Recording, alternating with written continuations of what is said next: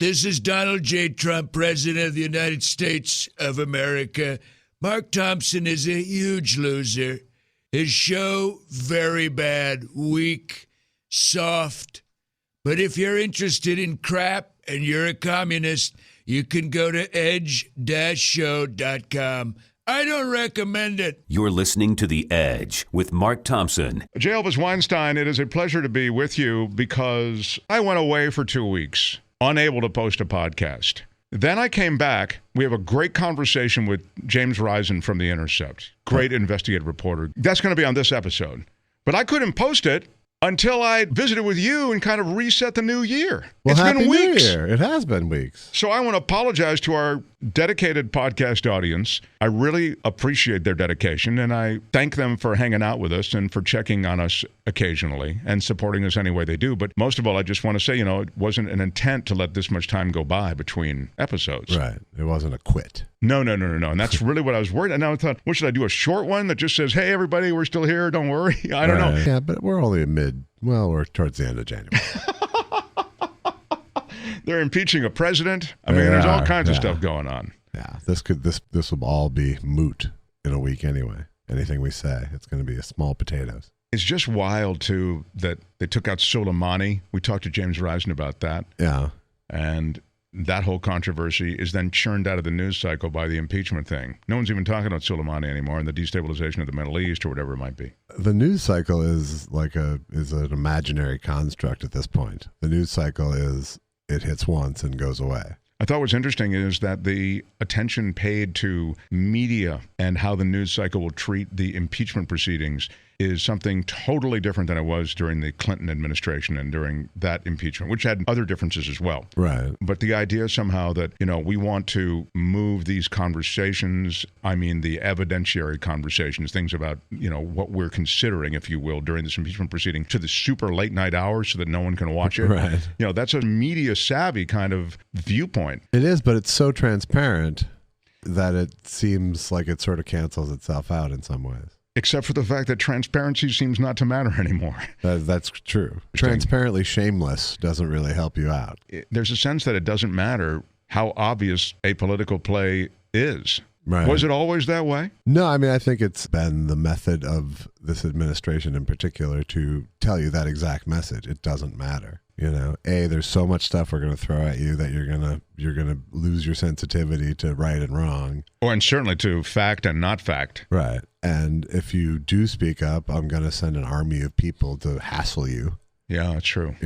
That's the big thing, isn't it? That the mob that will greet you on Twitter and in social media is just so much louder than ever before. It is. And the media has made it so that we're to believe that Twitter is the real world somehow. Because it's an easy way to get a quote from somebody without actually calling them, it becomes news now. Yeah, that's a great point. That really is what's happening. Yeah, and quotes are lifted from that platform. Yeah, people are reporting by reading Twitter now, and people who are writing on Twitter know that too, so no one's ever asking questions. We're just reporting tweets, and the media does give the impression that the however tiny percentage of the world that's on Twitter represents the world. The demonization of those that come forward to whistleblow, for starters, right. To offer damning testimony of one sort or another. I'm thinking of the Kavanaugh hearings in which this woman comes forward with Christine Blasey Ford, I think was her name, but I almost didn't want to mention her name because I feel like, okay, well,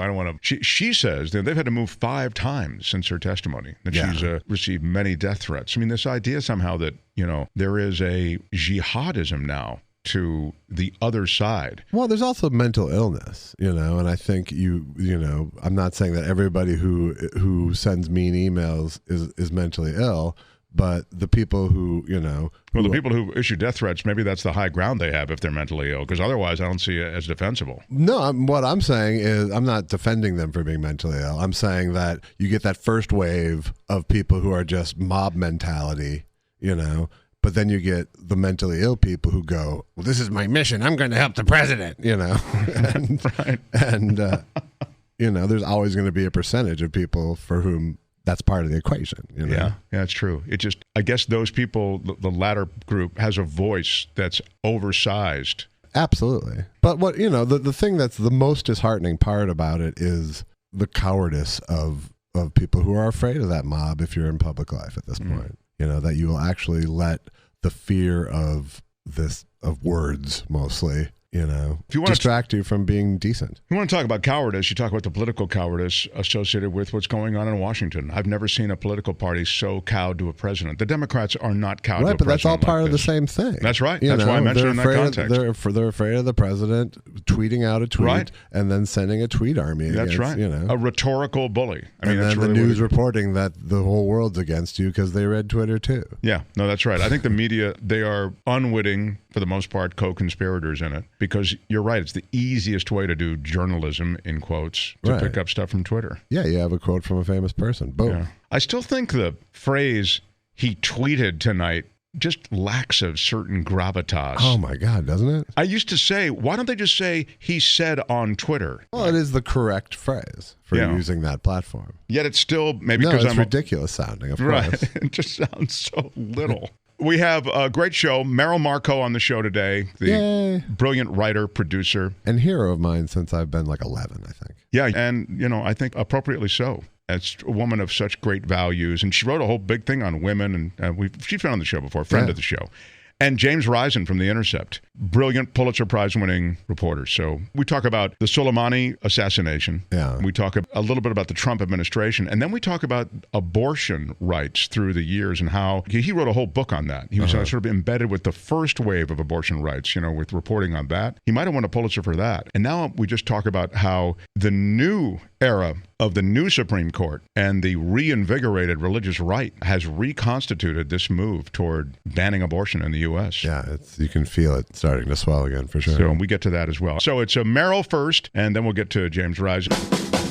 This is The Edge. The advantage it means. They let guy just spit on me for no reason. That's horrible. Is there some comfort in uncertainty, do you think? You're a degenerate. Because Australian Shepherds need action. Wow. Yeah. This is The Edge. That's a self-loathing term that I use. Oh, got it.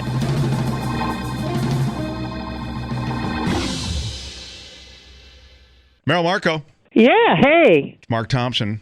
Mark Thompson. Are we already broadcasting? Well, we're always on, Merrill. I tape everything that I do. Yeah, no, I know you do. I'm here with you. I'm going to apologize in advance. I've had a cough for most of the week, so I'm kind of nasal sounding. I like it. I think it's kind of... It's fantastic. It's quirky, sexy, I think. Yeah. Yeah, I think it is. Speaking of quirky, sexy, J Elvis Weinstein is with me. Hi, Merrill. Hi, J Elvis Weinstein. You know what I just did? Speaking of J's, I just looked on because I was sitting here and I'm this big of a masochist. I typed in Jay Sekulow band. I did too. What's the story? Porky in that band. Did you see the live concert that his son introduced where they get to the hard rockin'? I did not. I just saw Jesus Is Just All Right with Me.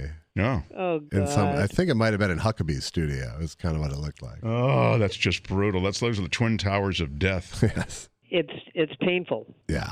Well, I don't know about the music, but I'll tell you that Sekulow, Huckabee, Pence, Pompeo, Leonard Leo, touring. They're all... That's a jam, motherfucker. It's a super group. That is a jam. It's the end of the world jam. They're all end of the world folk. Yeah, they are, aren't they? Yeah, that's kind of scary. And when you hear them speaking to their group, certain in various recordings that have come to light, and also in just various reporting that's come to light, it's really chilling. Sekulow is one too? I'm pretty sure Sekulow is. That's why I mentioned it. It's a Christian rock band. He's a deeply Christian man and has a deeply Christian radio show, I think. Oh. Good. Yeah. He looks like a real estate guy that would be on a bench. He does. He has a real estate. With a Jewish name, too. He looks like he does. Yeah, no, I thought he was Jewish based on the name. I guess so. And the profession, for that matter. And again, if you don't know who we're talking about, this is President Donald Trump's personal lawyer, because he's there with Giuliani and the legal team that protects the president, or represents the president, I should say, personally. Yeah. Have you been watching the trial? Yeah, well, most of today, as we're talking to Merrill now, it's the first day. So they're working out a lot of the procedural aspects of it, aren't they? Yeah, I just wonder who's going to be the first man to stand up and ask them to change the camera angle so it doesn't highlight everyone's receding hairline. Have you noticed that? Speaking as a person who has spent time with men, that's not the most men's favorite thing. I've learned more about our Chief Justice's pate in the last week than I had. Wow, yeah, I know. Who knew that? I mean, he so carefully combs it in the front that you really, if they didn't have that high camera angle, you would have no idea. That's right. You won't get this on MSNBC. Yeah. And it's also the case with the president's lawyers. Yeah. I believe also Sekulow, you couldn't see. I think he's wearing a piece or hair replacement. Is he really? That's a great piece of knowledge. I didn't know that. And then, but the other guys. It looks like it. It's just too black and thick. Yeah, it's very like snap-on. Hair. It's very snap-on looking. Yeah. Like a Lego character. Exactly. You know, that would be a nice little thing that you could do, J Elvis. I know you're always looking for a good project. Why don't you do the impeachment proceeding as played out in Lego characters? Yes. You do stop action animation? Yeah, you know how I love Are you with me things on that this? take great amounts of concentration and commitment. That would be good. Yeah, it would be good. It'd take a lot of work, which is what he's saying, and he doesn't like to do a lot of work. No, why should he have to? Exactly. You know who's doing a lot of work is Merrill Markoe. Yeah. Merrill Markoe she's done a lot of stuff in her career, as you're well aware. I am very In fact, aware. you're better aware of it probably than most. I'm a super fan, as I'm sure I've let on. Wow. Yeah. Tell us about Merrill Markoe then. Well, my fandom starts, of course, at the late night, the morning show, which became late night, which I think is under-celebrated as a comedy. The morning show was really the big learning curve for me. It was really that was an amazing experience for me. This is with David Letterman. It is with David Letterman. And that was his morning show, and right? You kept a lot of it for the late night show. Merrill produced that show. No, I wasn't the producer. I was the head writer. Oh, is that right? They did all. Everything was yours. The small town news. They separated out. Well, we started out. I was the producer for the first week of shows because the producer we hired quit because he didn't like our sense of humor and he just walked off and we were going on live. And so it was like some kind of a crazy sitcom situation. I, who'd never worked on a talk show before, was the producer for about a week, and that was just nightmarish. Yeah. It was terrifying, but because it was live. Oh, right, of course. So all the timing and how long things go, that all becomes all of a sudden critical. And I had no idea how long things went. So I was sitting alone in an office somewhere with nobody to advise me. And I remember sitting there going, all right, 3 minutes and 2 minutes is 5 minutes. And so then the commercials are like a minute and a half or like 3 minutes. Right. Or, it seemed like a math problem that I had no way of comprehending. It was really, really nuts. People don't realize that sometimes you get imposter syndrome when you're actually an imposter. I just felt, there should be some way to figure this out, and I was just sitting there trying to figure it out without any information. It was really terrifying. So then when a producer finally came on board who had talk show experience, we separated it out that he would do all that, and I would just be in charge of the creative content. That was a relief day, I bet. That was a big relief. Who was that guy? That I thought I could do. I could handle that, but I had no way of handling format. Was that Morton on the morning show as well? No, that was Barry Sands. Oh, okay. Oh, Barry Sands, right. Yeah, he was on the night show for a while, too, till he quit. Mm. Or was fired, however the case may be. I don't even remember what his final moments were. So what was the gap between the morning show and late night? It was a very long year. Yeah. Yeah, a very tumultuous, long year. Why was it tumultuous? Not a lot of your host guys enjoy being canceled. Well, and you were with a host guy who didn't enjoy being successful either, it seems like. So. Yeah, no, he didn't like that at all. So, yeah. And to this day still doesn't, I don't think. Yeah, I get that impression as well. So was he guest hosting Tonight Show during that year and stuff? Way in the very beginning, when I met him, he hadn't even been on the Tonight Show once, but he went on once doing stand-up, and then they started letting him guest host because he was so damn hosty. Yeah, he was. He was very hosty. I mean, you could just see how hosty he was. So I just watched a spot of his pre-late night as a guest, but he had already started guest hosting, and he sat down with Johnny and just started basically hosting from the guest chair. Well, yeah, he used to be sort of a hosty kind of a person on local TV in Indiana. Right. So he kind of had an assortment of local hosty duties. And so he knew how to host. Right. He was the hostiest. You guys met on the Mary Tyler Moore show? Did she had a variety show? I met him before that. I met him at the Comedy Store. I was doing stand-up. Oh. And he was doing stand-up, and we both had the same agent who didn't last long with either one of us. He was mainly a weightlifter, that agent. He was mainly a weightlifter? A weightlifter, yeah. Yeah, he was very, very buff. I will say that for him. He was very, very, very buff. Right.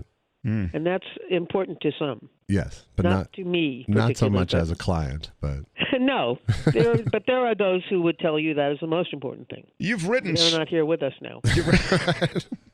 Their hearts exploded from cocaine, generally. That's right. You know, Eddie Murphy did the SNL after so many years or whatever the other night. This is now, I say the other night, it was a few months ago. But Joe Piscopo was mentioned by Eddie Murphy because they got rid of everybody at SNL who was on my cast except for myself and Joe Piscopo. And right. Joe Piscopo's Where is he now? Joe Piscopo's another guy who became dedicated, pumping himself up. Remember when he was like this? Yes, yeah. He was on the cover of Muscle magazines. Yeah. It's so weird. And then same with Carrot Top. It's not so good for the comedy. No, it doesn't make you funnier, it the turns incredible biceps, not the best comedy move. It's also, it seems like in an age where you need to worry about your brand, it seems really off-brand. You know, yeah. But I don't know if that matters. But you made me think of it when you talked about your agent who's like this super bodybuilder. Then I thought of Piscopo, and then you're right, Carrot Top. It's just a weird it's thing. Hard to know what the brand is for an agent. You know, they seem to. I've never really figured out what they are supposed to look like. I guess you don't want them to be too nerdy, and on the other hand, you don't want them to be Jay Sekulow. Yeah, which right. They really often are. Right. The slickness thing, you just don't want, when sometimes you feel like they're too slick. Yeah, they're just headed for the Trump administration. Yeah. So you've written on so many things, and I mentioned it in this context. Aren't you getting an award? Did you get it yet? Or when are you getting an award? I'm getting an award. I'm sitting here trying to write a speech. It's the first time I've ever had to write an acceptance speech because in the past, every award I've ever gotten has been me and 9 guys in baseball caps. What is the award you're getting? It's a big rush to the mic, and I never got there. This time it's all you.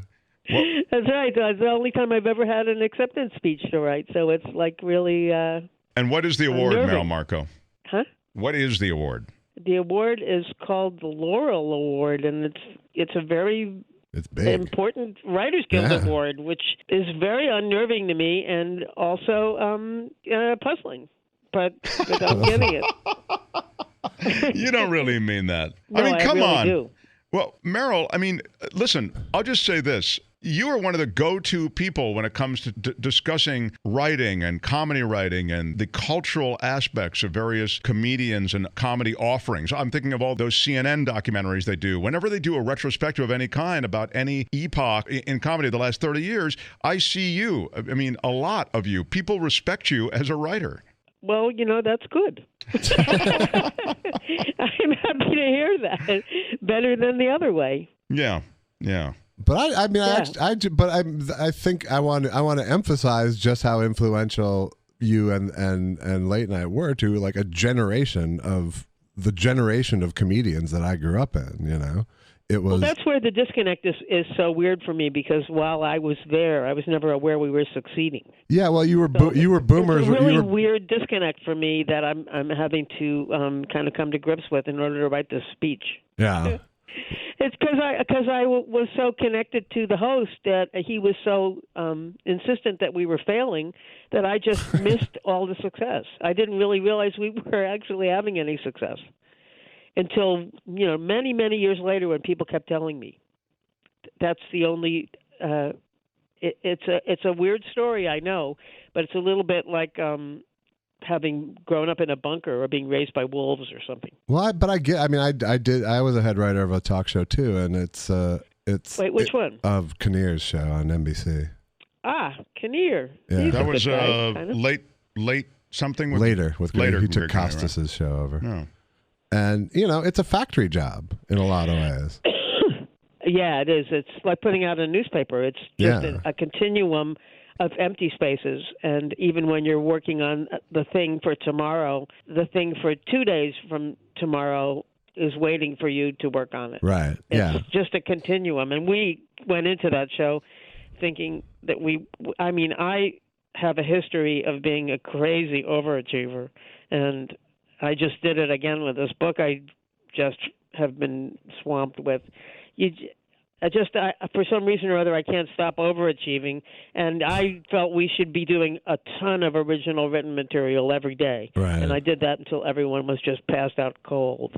But it made a huge difference. How many writers did you have? How many writers did you have on that show? We didn't really have as many as they ended up with. We had maybe 6. Uh-huh.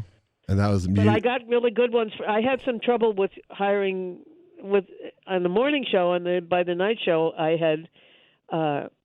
had found the little coven of men who were hovering around the Harvard Lampoon, and I started what a lot of my friends complain about and call the Harvard Mafia. I believe that was my fault. Yeah, I think it is.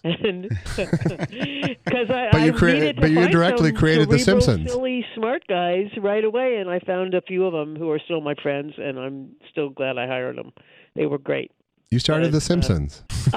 Yeah. Well, Sam Simon and James Brooks started The Simpsons. But they went with the Harvard Mafia model. He's talking about that Harvard club. Yeah. But a bunch of those guys, yeah. I mean, they were just they really filled the bill for what I was looking for, which was the combination of brainy and silly. Right. And they really were that in spades, so they saved my butt. But it made it so that, I mean, I know that going in, you had all these restrictions from Carson saying you can't do... Just a few, but the thing I always say about that, Carson had some restrictions he felt were really, really important to the talk show. For example? So no opening monologue, no schmoozing with the announcer who sits down, and no stump the band. And I just remember laughing and thinking...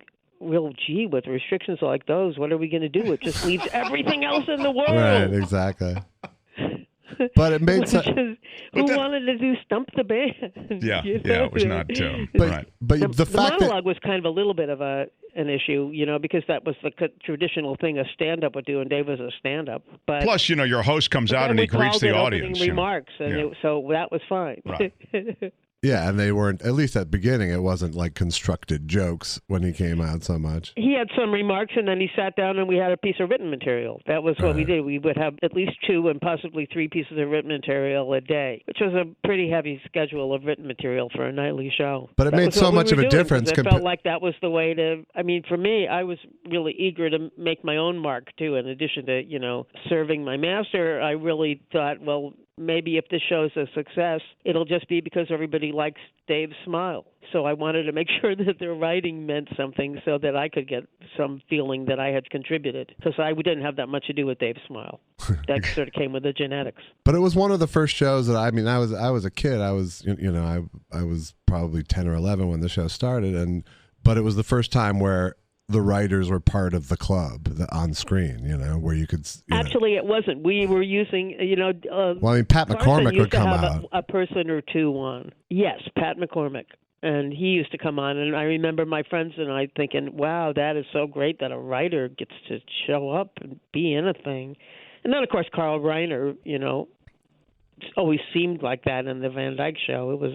He got to be in the show. There used to be a distinction which drove me completely bonkers and kind of ruined my career at the Comedy Store, which was Mitzi wouldn't let you go on stage as a comedian if you were also a writer. She felt you had to be one or the other. Right. And writer-performer always seemed to be the ticket, the great thing. That was the thing I admired in people, writer-performer. What could be better than that? Right. So she was not allowing that at the Comedy Store when I was there, which is just insane. It is insane. Frankly. But so was Mitzi. Yeah, she was insane. We can say that now because she doesn't right. is no longer in charge of time slot. Probably won't. Right, probably won't be getting a call from her. There was a quote that I thought was really good about you. Let me see if I can find it, because I think it speaks to why you're getting this award in part. Let me just try to find it. It said she's stupid enough to have just finished a graphic novel. Is that what you just handed in as a graphic novel? All the drawings. You drew it as well? Yeah, I did all of it, and I can't even begin to tell you how much work that was. I just turned it in yesterday, and it was so much work, it actually makes just being a writer seem like sloughing off. Oh, my God. It's so much work. It's just, I don't recommend it, but I now understand that the people who produce graphic novels, why they're so heavily laden with superhero content, because these people are supernatural. Right. That's just the biggest amount of work that there could possibly be. It's endless. I just found out this week that you directed the Dress Cool video. Someone posted it. Yeah, I directed a bunch of stuff. I was sort of hoping for that to be a career boost, which of course it wasn't. That but was, yeah, that and I directed 2 videos for Paul Schaefer. He did another one too. The second one was called "You Kill Me." Oh yeah. Was that when he did the Coast to Coast album? Was that later, or was that on the show still? I don't even know what about the Coast to Coast album. So I sort of, when I left the show, I kind of didn't follow what was going on there anymore. Gotcha. So I don't even know the name of the new everybody's that followed me, which was the whole of the CBS show. The quote about you, it's not just a quote. It's what the quote suggests. Merrill Markoe's pioneering work created what was then a new language of comedy in television. And her writing has influenced every comedy variety series in the last 3 decades. That means I'm unintelligible. Is that what I believe that means? Well, you know what it means, J Elvis. Yeah, I'm advocating for I really that. It's don't an even attitude. know what that means, a new language in comedy. It means I know an that we attitude. hated the old language in comedy, so that might be... I came forward at a time where there was, when you think about it, there used to be, when I grew up, TV was still connected to the thing that preceded TV, which was vaudeville. If you think about it, and the traditions of the early TV that I grew up with, all the way through the 80s, were the old variety shows and stuff were this song and dance man kind of routine thing that was full of, we are not the people we are these other people who do show business. Right.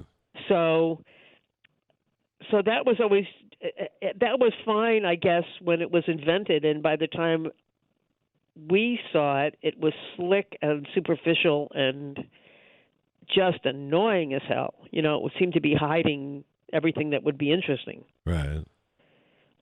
So we got rid of that.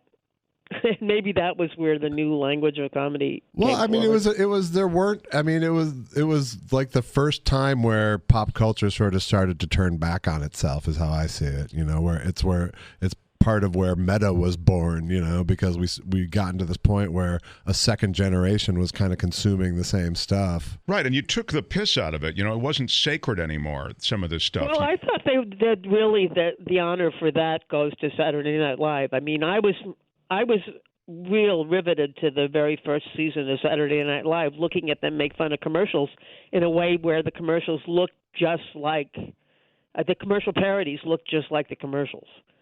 And just thought that was the greatest thing I'd ever seen. My mother turned me onto that. I didn't interrupt you, but it was so weird. That you said it. I haven't thought about it in decades. But my mother, she said, "Hey, you should check out this show. It's really funny." Really? And I walk over to the little TV in the kitchen, and there it was, that commercial you're talking about. I remember seeing the commercial for the first time, and it looked like a real commercial. Right. And then I think that sort of hooked my mother as well. Yeah, that was the greatest thing. I mean, that was I think the line drawn where people who had been consuming TV were making fun of TV. Right. We were not the persons who invented that. And then there was this other show. Look at me dismantling my honors. There was I wouldn't put this in the speech if I were you. But I have a retort to some of that too. But so go do ahead. I, J Elvis. So do I. But go ahead, Merrill. There was Martin Mull and Fred Willard had a talk show briefly.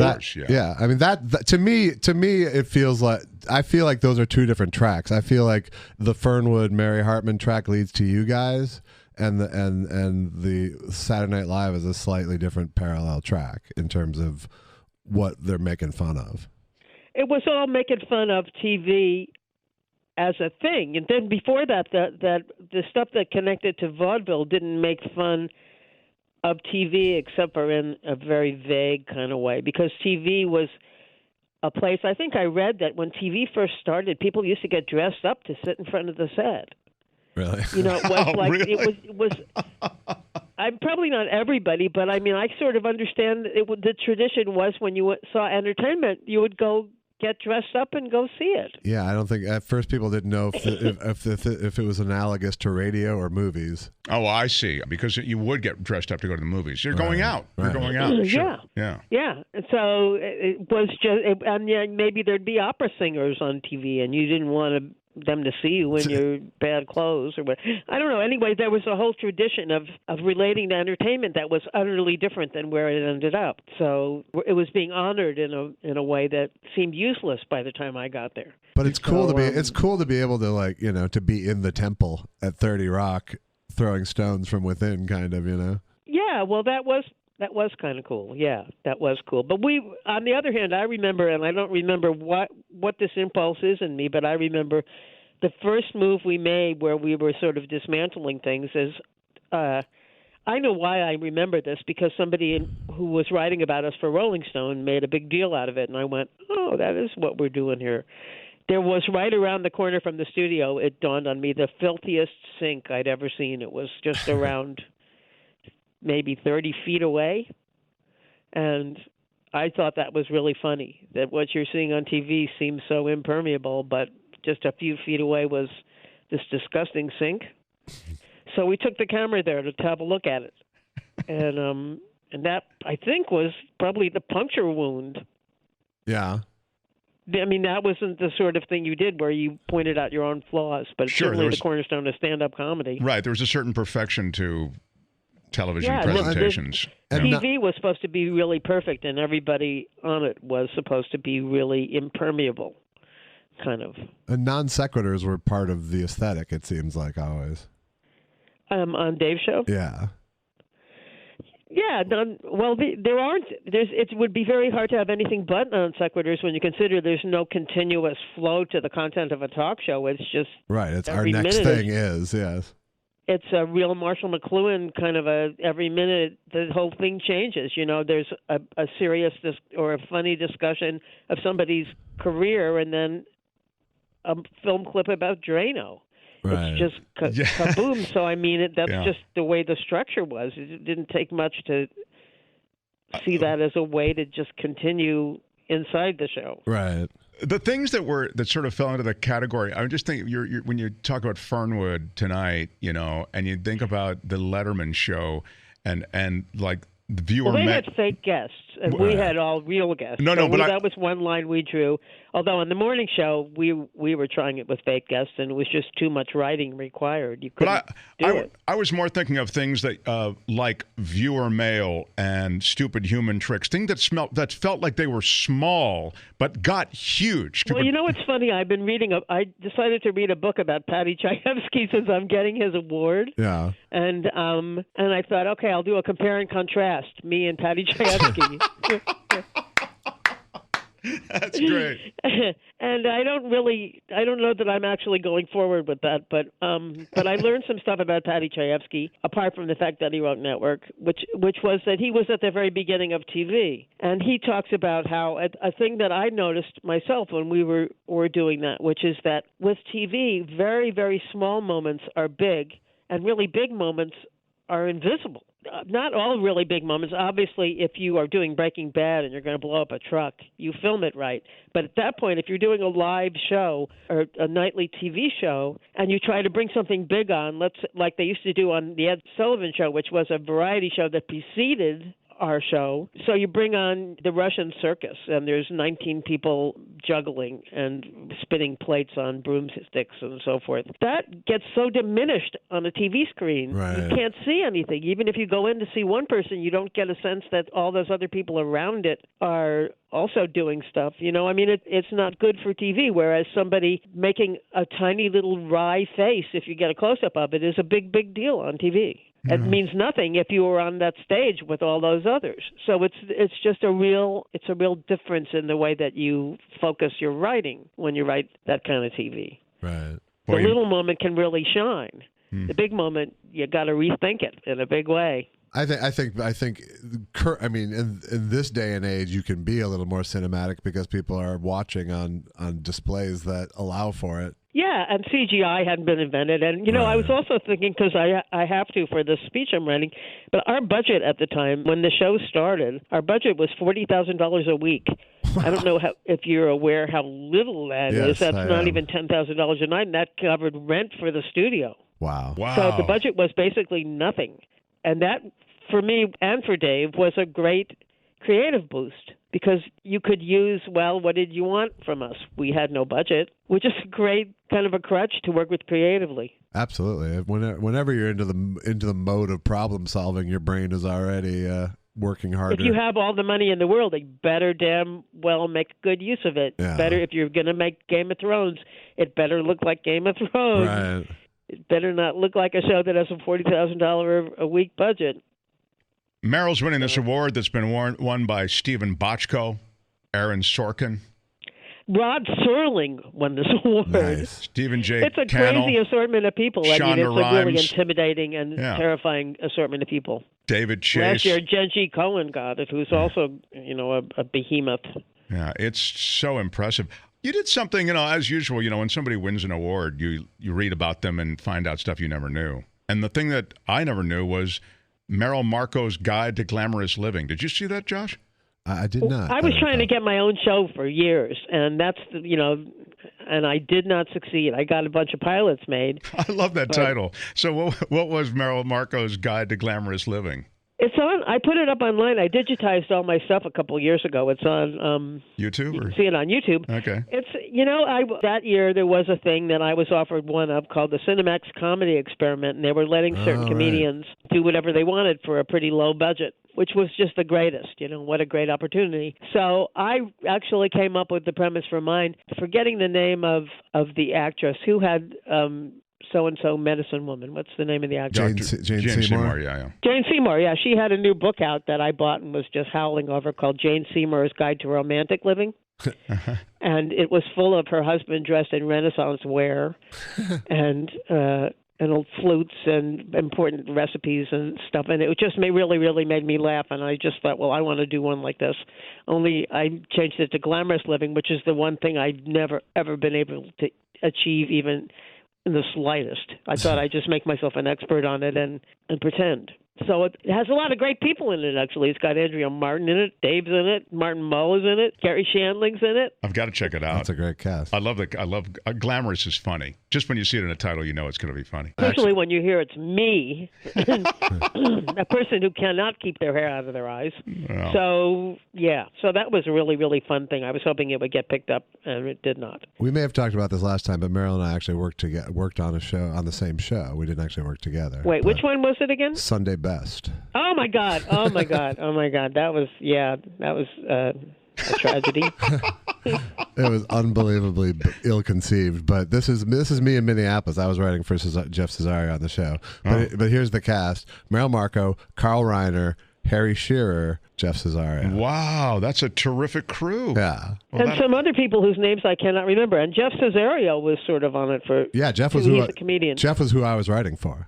Jeff's very funny. We should have him in here. Jeff's a very cool guy. Yeah, he's also a drummer. Yeah, he is. Jeff was basically my sponsor when I moved to L.A. I stayed at his house for the first 2 weeks I was out here, and he took me around all the clubs, and he was nice guy. Really good to me. I'll have to get that going. Yeah, that was a crazy show, though. Although they let me go to the NatP convention. But then the piece I came back with, which I'm still kind of proud of, I thought it came out pretty good, it had nothing to do with the rest of the show. The premise of the show actually preceded YouTube. It was this guy, Garth Antier, who was one of the originators of Fox News. He had this idea that all the networks would get together and pull their favorite clips from all their shows, and then they would show clips of shows. Like from that week. Show. Yes. And then there'd be some original material, too, that would be by me and Jeff Cesario and Harry. And Linda Ellerby was on it. Oh, right. Yeah, right. And then Anne-Marie Johnson they brought in like week 2 to save Carl on set. And I don't know who she is still. She was the African-American woman. Yeah, I know. I remember meeting her, but what was her? Is she an actress? She's an actress who eventually was on like In the Heat of the Night, that series. And I think she might have been on What's Happening before. I recall her being very pretty. She was pretty. Yeah. Huh. Well, I don't know what to say, Merrill, aside from congratulations. You've just done so much, and we love you for other reasons, but the fact that you've done all this stuff is just awesome, and I love that you're getting this award and that you're sharing it with such a distinguished crew. I don't blame you for sweating it. I mean, honestly, that's... Just the clothes alone really sent me into a dither. See, whenever I would get my previous awards with the 8 to 10 guys in basketball hats, no way I would ever be the worst-dressed one, so I didn't really have to worry. Takes the pressure off, doesn't it? What I wore. Larry David's won this award. You'll definitely be better dressed than he was. No, he had on a very nice suit. Everybody wears. Well, men get to wear just a very nice suit. Women have to figure out something. Guys have the world wired, and that's the other thing. Merrill's done this great book and then audio book. Although it's not called an audio book, or I forget what it is. It's not. Well, it's an audio book. Yeah, what it isn't is a podcast. Oh, okay, That's I see. What people thought it was a podcast. It would have been a good podcast, but it wasn't. It's a 12-chapter audio book. And that's called, again, what? It's called The Indignity of Being a Woman. It's terrific. It's on Audible. Absolutely terrific. With Megan Keister, the beloved who's very stand-up comedian Megan yes. Keister, my partner. And they were here. If you want to hear that episode, go back and listen to it. And it's on our website. It's on iTunes and stuff. But Merrill, congratulations. We'd like to see you. Thank you so much. In person one of these days. Maybe you and a couple of your awards could make it here into the city to visit us. I know. I would like to hear about the trip to Africa. I've told you that. Yes. I'd love to tell you about it. Maybe we'll have Merrill on and she'll just ask me a bunch of questions. Yes. Yeah, I would have. Yeah. I would. Did you not talk about it on your podcast? Did we talk about it, Jay? We have not. Jay, wow. Jay, I blame you for that. This is a big thing. I go to Africa and you can't serve up a couple of questions about it? But it's not like you ever go, hey, I'm going to Africa to me or anything like that. I see an Instagram once in a while. I go, oh, he's in fucking Africa. Yeah. Well, I think, it looked like an amazing trip. There were some great experiences because you're so close to these mountain gorillas and then chimps as well. I can muster up plenty of curiosity about this, Mark. I really can. Well, thank you. Let's do that next time. All right. Hey, Merrill, again, congratulations. And we just adore you. Mark. So please come visit with us. I know you live up in some celebrity compound there in Malibu. Right. So I do. It's just ripe with celebrities where I am. If you could wade your way through them. In Go Bag Cove. I can't. They're always sort of just congregating in the hall, and it's hard to get through. We're looking forward to your next visit, however it comes. So thank you. All right, great. Well, thanks for calling. Merrill Markoe, everybody. Yay. All right, everybody. Oh, okay. Let me just, It's just something. There we go. Yeah. I want to thank you for all the ways that you support my friends on the Edge podcast. And if you haven't already, why don't you show your support and subscribe? What's the matter with you? Go to Edge Show. Oh, shit, it's Edge Dash. What's with the dash? Stupid. All right, I want to thank you for all the ways that you support my friends on the Edge podcast.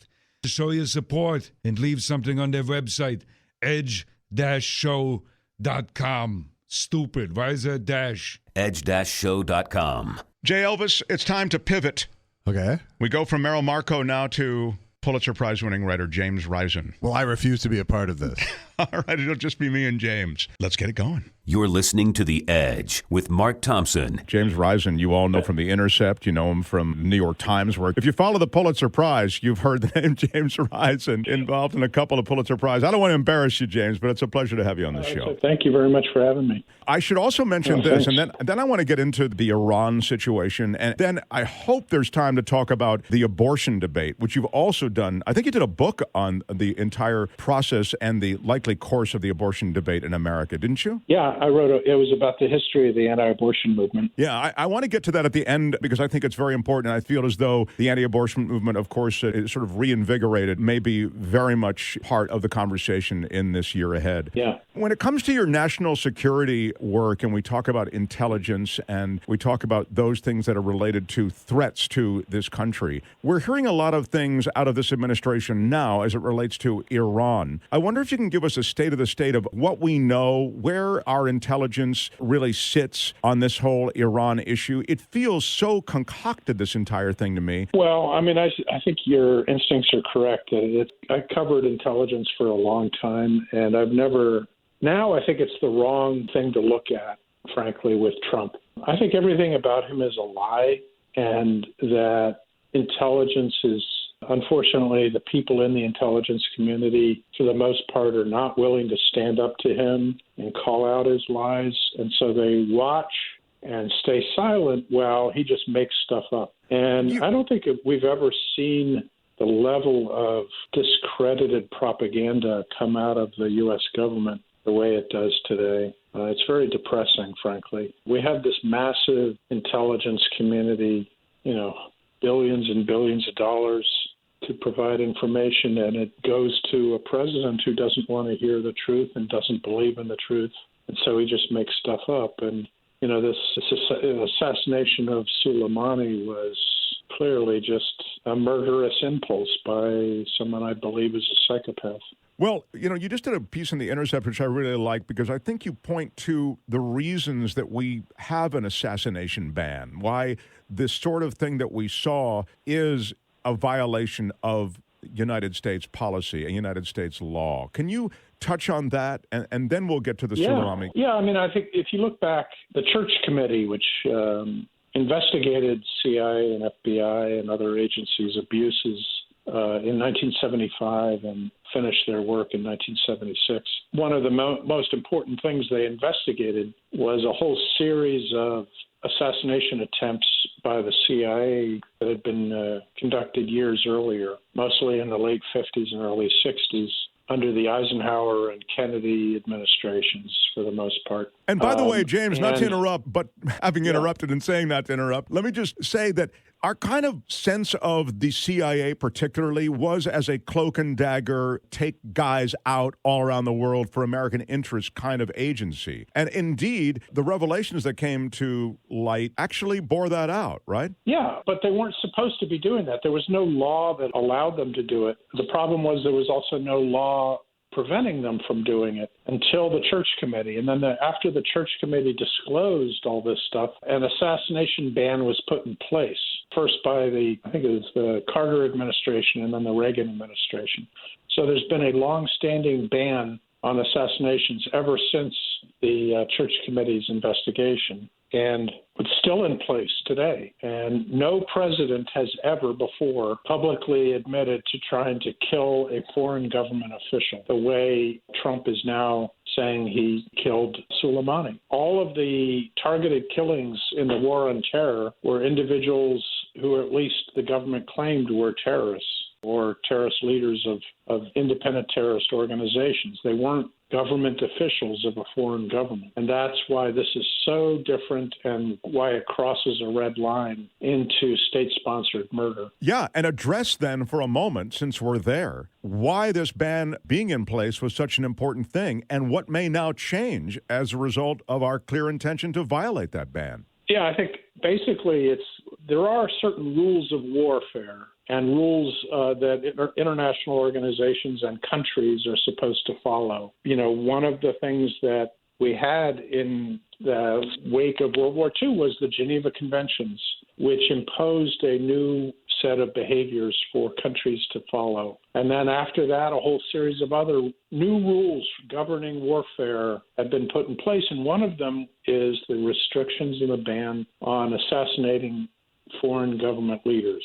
And if we get rid of that, it's yet another step down towards lawless warfare. And it's quite possible it could lead another country to try to kill an American leader. Exactly. It's the last point you make that maybe brings it home. I always feel like the soft power associated with America was potentially that there was an obedience to a rule of law in this country that would prevent our soldiers from killing innocent civilians, from our government targeting government officials of other countries and taking them out. And it's that understanding that I always felt from a soft power standpoint was an effective tool in, if you will, marketing the American way, you know. And again, I don't mean to sound too propagandist about it, but I think that, in other words, there were certain laudable things about America, and that was one of them. Yeah, and I think one of the unintended consequences of the global war on terror that George Bush started was that it's made Americans numb to endless war and to targeted killings and to a lot of other things like torture. And so we're now not the same country that we were when the Church Committee investigated things and when the assassination ban was put in place. And I think that's a really depressing thing. We have to get back to, I believe, being a country where we're not constantly at war, constantly trying to kill people. You know, James Risen, you point out in the Intercept piece, the most recent one you did, an important point, and I think it's important that we make it here, and that is that this is not a Trump-specific thing. I mean, no, he's going to hit the high watermark on everything lawless, it would seem to me, in many ways. But this getting outside of this ban on these assassinations, this actually existed under the Clinton administration as well, didn't it? Yeah. I mentioned in the column I did about how when I was covering the CIA for the New York Times, they had the cruise missile strike in Afghanistan in 1998, even before 9/11, to attack bin Laden because of the twin bombings of U.S. embassies in East Africa in August of 1998. And I remember calling the White House and talking to people there about what was the legal rationale for skirting the assassination ban when you were trying to kill an individual. And they said we were targeting the command and control infrastructure of Al-Qaeda. And I asked them, well, what does that mean? And they finally admitted that means Osama bin Laden. And so, the euphemisms and the legalisms have been used for a long time to try to get around the assassination ban. And then after 9/11, Bush and Obama, used the authorization for the use of military force, the AUMF, and they've been able to, launch hundreds of drone strikes around the world. 9/11 is, it would seem, the pivot point for so much of this. These things that sort of happen furtively, or at least there was a sense that you needed to seek some kind of legal justification for some of these things. After 9/11, it pivoted into a new world. I mean, even warrantless wiretapping. And, that is to say, they turned the intelligence state on Americans themselves. Right. I always think we didn't realize, when we were, after 9/11, the United States, the Congress and the public gave so much power to the presidency, thinking, well, we need an executive who's very powerful, without thinking about what would happen when you have a really bad president.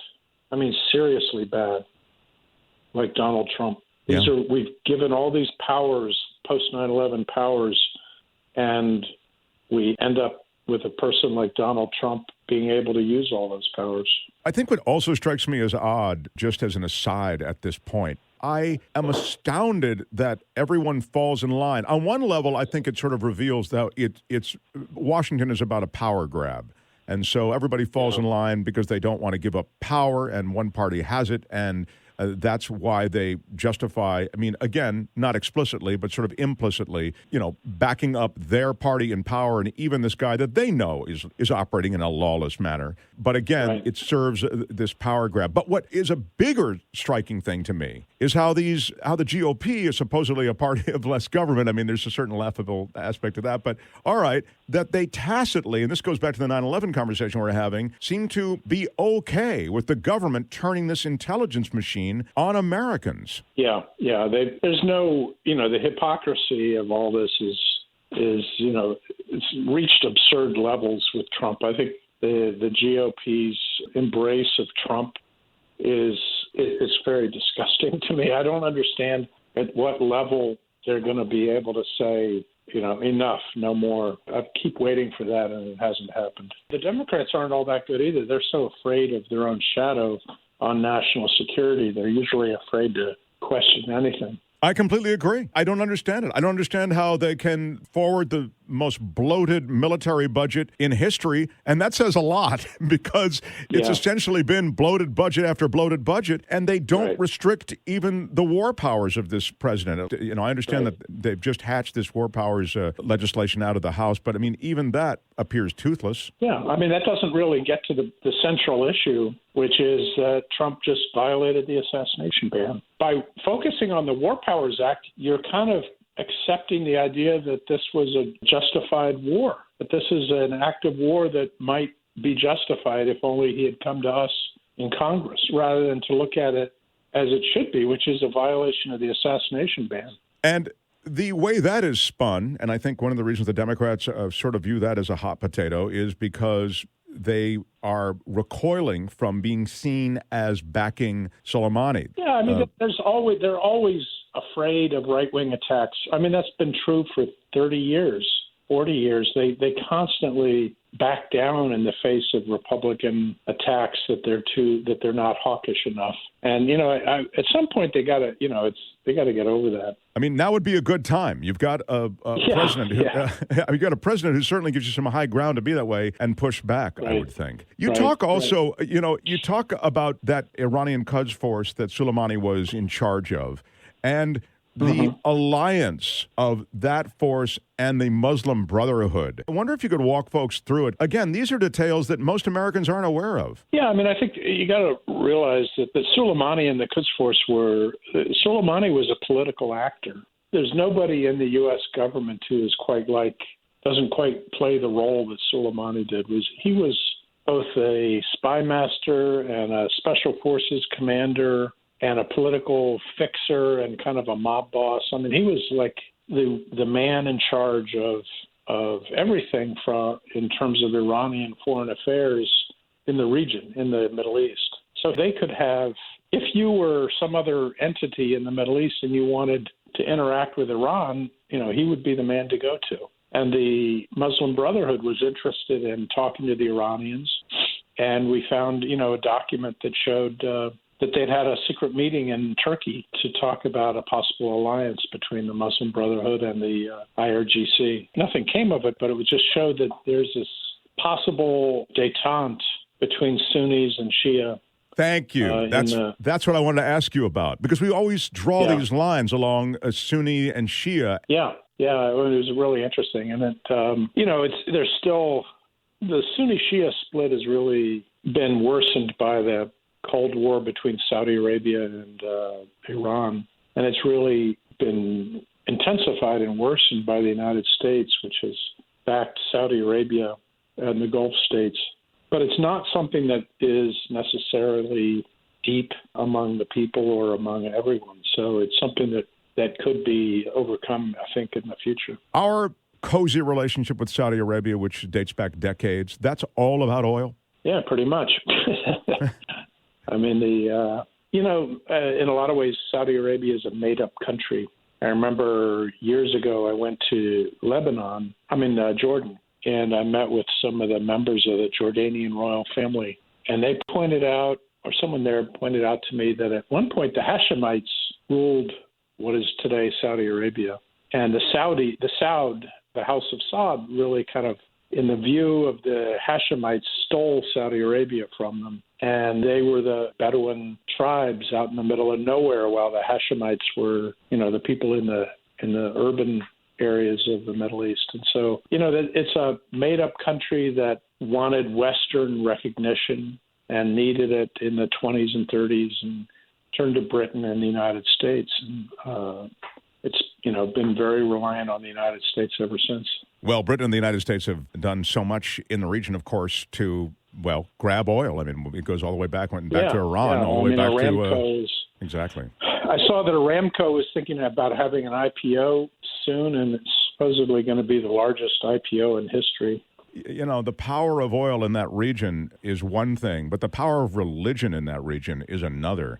And the Saudis, just because you mentioned them, they have that Wahhabism that is this intense form of Islamic worship, isn't it? And then, so when you look at, when we're evaluating terrorist threats around the region, it always astounds me that we just skip over Saudi Arabia. Even when it comes to human rights, we skip over them when we focus on Iran. Right. I mean, and you got to remember that it was Sunni extremist groups that attacked the United States, and not Shia groups. You're talking about 9/11. Yeah, Al-Qaeda is a Sunni extremist group. People tend to forget that. And, the focus among neoconservatives on Iran rather than Saudi Arabia is something I've never quite understood. Because there was a time, remember, when Iran was an ally of the United States as well.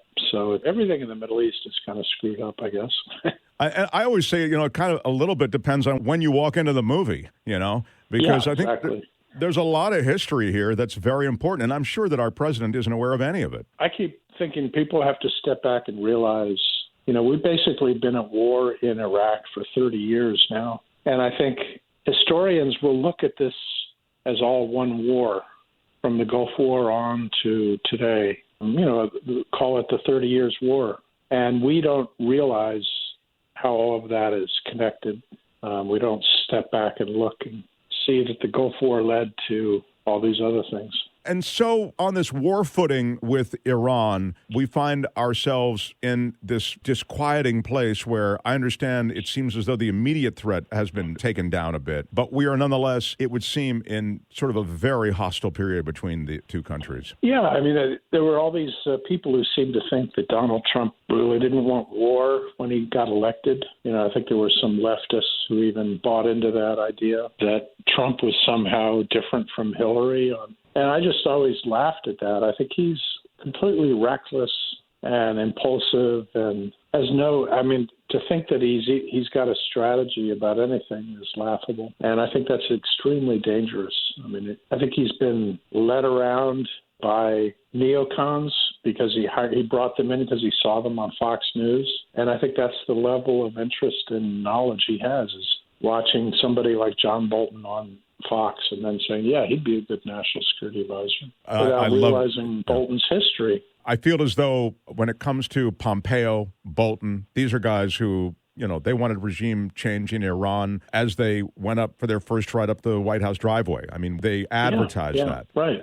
And Trump has gotten rid of all the people who were there originally who had any adult sense of ways to restrain him. He didn't want to be restrained, and everybody. That was one of the great mistakes a lot of these Republican national security people made. They said, I'll go in and I'll be the adult in the room, without realizing he didn't want any adults in the room.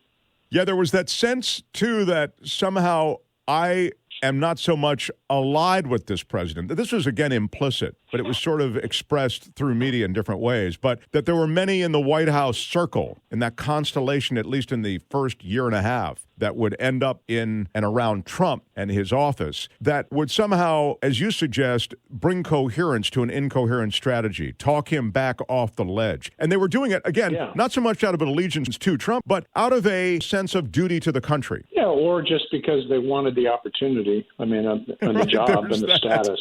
No, there's that. I mean, when I look at Rudy Giuliani, I just see someone who just, wants to be relevant and wants to be the big dog. Right. I think the same is true of Larry Kudlow. I know some people who know him, and I go, gee, he was always against, now you could argue that he shouldn't even be in that position, but that he is against these tariffs. He's not a believer in these tariffs. Why is he full-throatedly representing them as the sound position? And I was told, you know what? He just likes being relevant. He likes being in the game. Yeah, of course.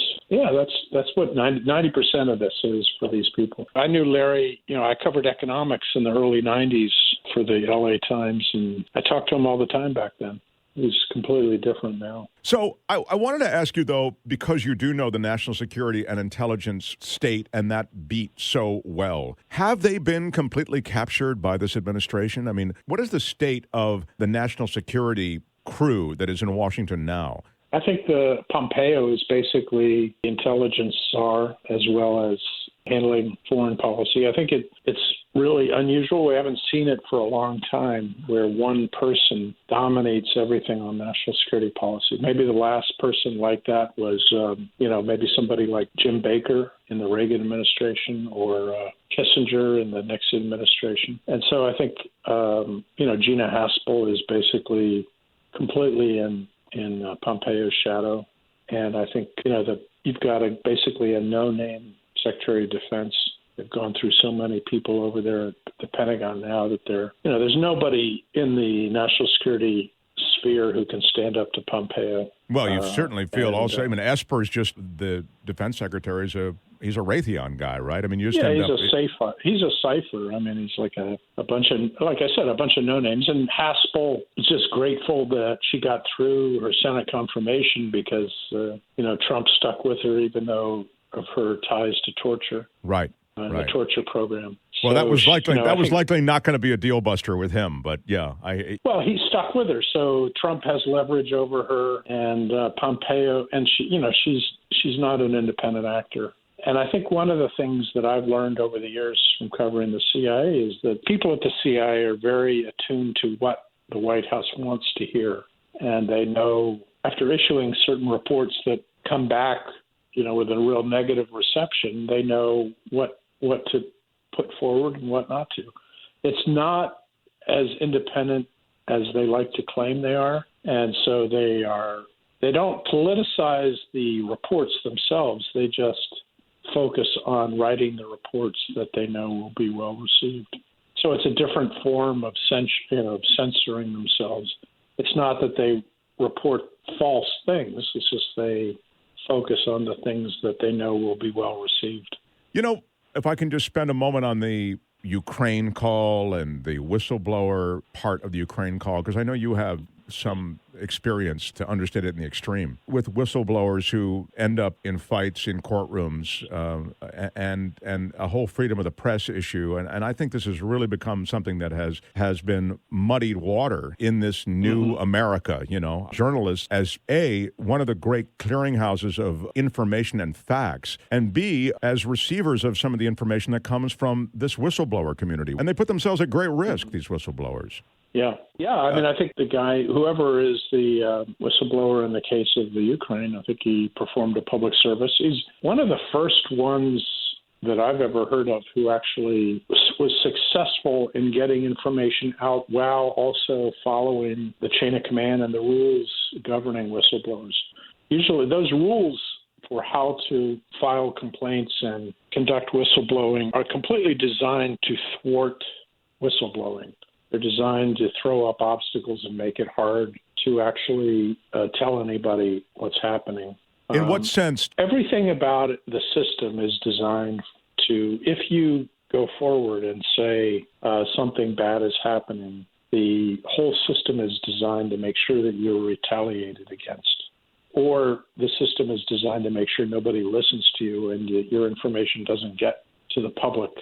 The process for blowing a whistle inside a classified environment is almost impossible because you're dealing with classified information, and the second you tell the wrong person about someone who is not cleared for that information about what you're doing, you can then be held liable and criminally investigated for mishandling classified information. And the key point, the big issue is that the laws protecting whistleblowers do not cover policy issues.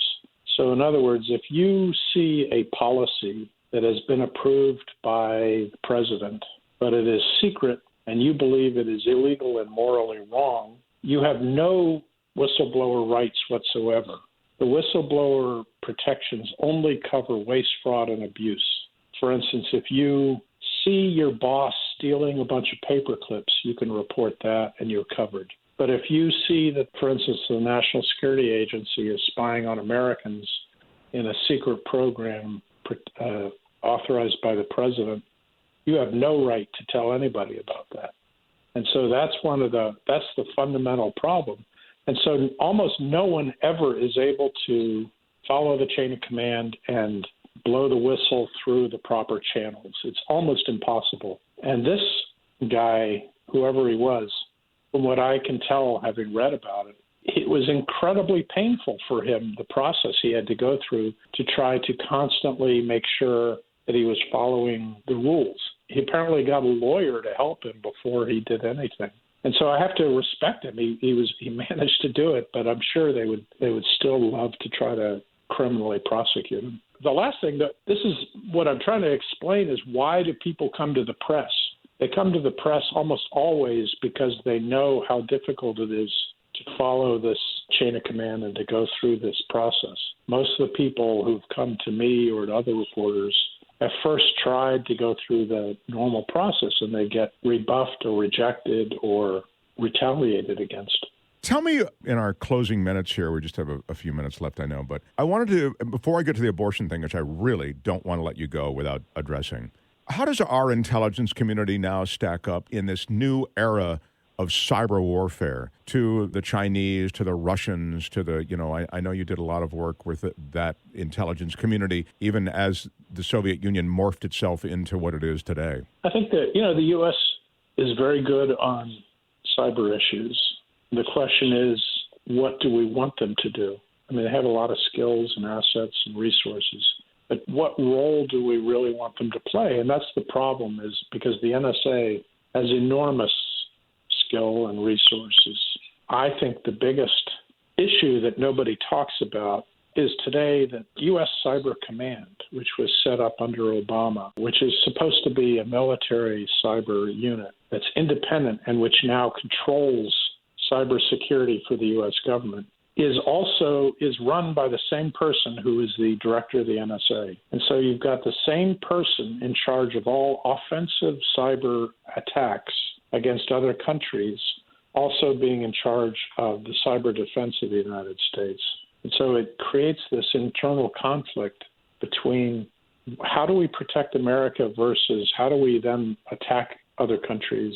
And I think that's something that we haven't resolved. Obama went along with that. I think he was co-opted by the community on that issue.